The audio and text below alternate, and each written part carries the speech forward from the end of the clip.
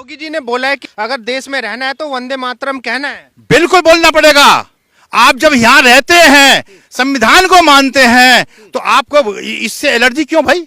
आपको वंदे मातरम में क्या दिक्कत है? अरे ये हमारे तो मजहब का मामला नहीं है ना। मजहब नहीं है, जाइए पाकिस्तान में। यहाँ क्यों रहते हो फिर आप? पाकिस्तान आप जब यहाँ, बिल्कुल जाइए आप। जब ये बंटवारा हो चुका है, हिंदुस्तान का बंटवारा हो चुका है धर्म के आधार पर, और वहां बन चुका है, तो आप यहाँ क्यों रह रहे हो? अभी अभी क्यों हुआ? आपने उस समय क्यों नहीं कहा था पहले? इस वंदे मातरम के आधार पर कितने लोगों ने कुर्बानियां दी हैं, ये गागा करके फांसी के फंदे पर लटक गए हैं।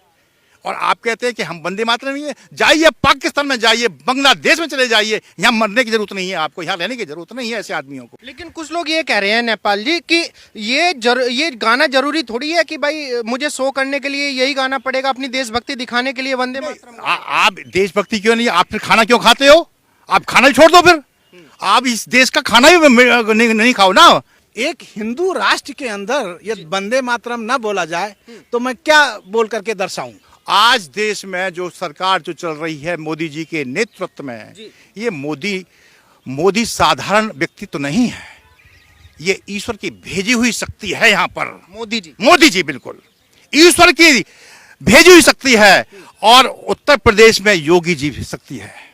इसको हर एक को गाना चाहिए, गाना पड़ेगा। कह रहे हैं कि भाई ये संविधान हमें आजादी देता है, हमें क्या बोलना है, क्या कहना है, क्या खाना है। फिर ये मोदी जी ये क्यों थोप रहे हैं? नहीं, संविधान क्या आजादी ये देता है कि आप ये नहीं कहोगे? संविधान तो ये भी कहता है ये भी खाओ। संविधान तो सब कुछ कहता है। संविधान ही तो कह रहा है कि आप बोलिए।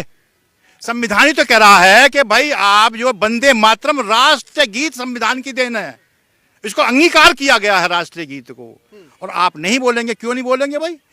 केवल चंद लोग जो लोग हैं जिनकी केवल मात्र राजनीति ऐसे धर्म के आधार पर टिकी हुई है, वही लोग कहते हैं कि हम ये नहीं करेंगे, हम SIR नहीं करेंगे, फलाना नहीं करेंगे। भाई SIR की बात आ गई, आप घुसपैठिए, घर में घुसा लो, हैं, उनसे वोट ले लो, सत्ता में बैठना चाहते हो, हैं।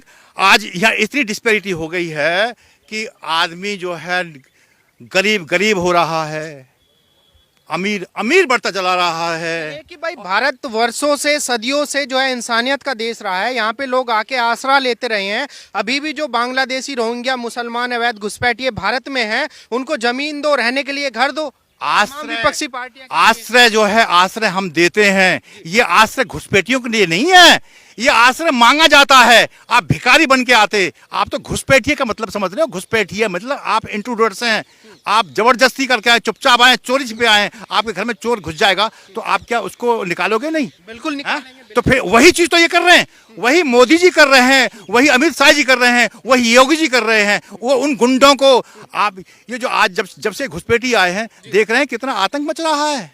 किसी के चेहरे पे खुशी नहीं है। घुसपैठियों के लिए देश में जगह नहीं। घुसपैठी क्यों?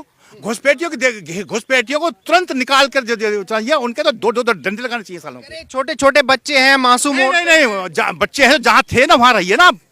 जहाँ थे, जहाँ से आप लोग आए हैं घुसपैठिए, यहाँ घुसे क्यों? इनमें तो मार देनी चाहिए, गोली मार। बिल्कुल गोली उड़ा देना चाहिए इन लोगों को। तो क्यों घुसे हमारे यहाँ पर आकर के?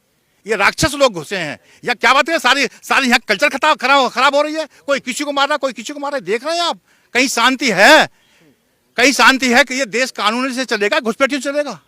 ये जो मने वही कर रहे हैं, वही नेता लोग कर रहे हैं, जिनको चाहिए कि वोट बैंक बन जाए हमारा। और घुसपैठी कौन है? कोई हिंदू तो है नहीं यहाँ पे।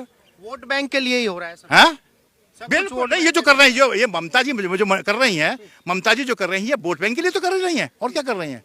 तो वंदे मातरम किसी को कहने या कहवाने का सिर्फ एक ही पर्पज है कि आप अपने देश से प्यार करते हैं, आप अपने देश की स्तुति करते हैं, आप अपने देश को, राष्ट्र को सबसे ऊपर मानते हैं, सर्वोपरि मानते हैं। इसे किसी धर्म से नहीं जोड़ना चाहिए, किसी भी कौम से नहीं जोड़ना चाहिए, क्योंकि यह भारत के राष्ट्र को आगे बढ़ाने के लिए। और जब वंदे मातरम का निर्माण किया गया था तब हम आजाद भी नहीं थे, हमारे ऊपर अंग्रेजी हुकूमत शासन कर रही थी। और उस समय सभी को एक धागे में पिरोने के लिए ऐसे उद्घोष का निर्माण किया गया, ऐसे गाने का निर्माण किया गया। और यही गाना गाते गाते भारत के तमाम हिंदू, मुस्लिम, बौद्ध, जैन फांसी पर चढ़ गए देश की आजादी दिलाने के लिए। तो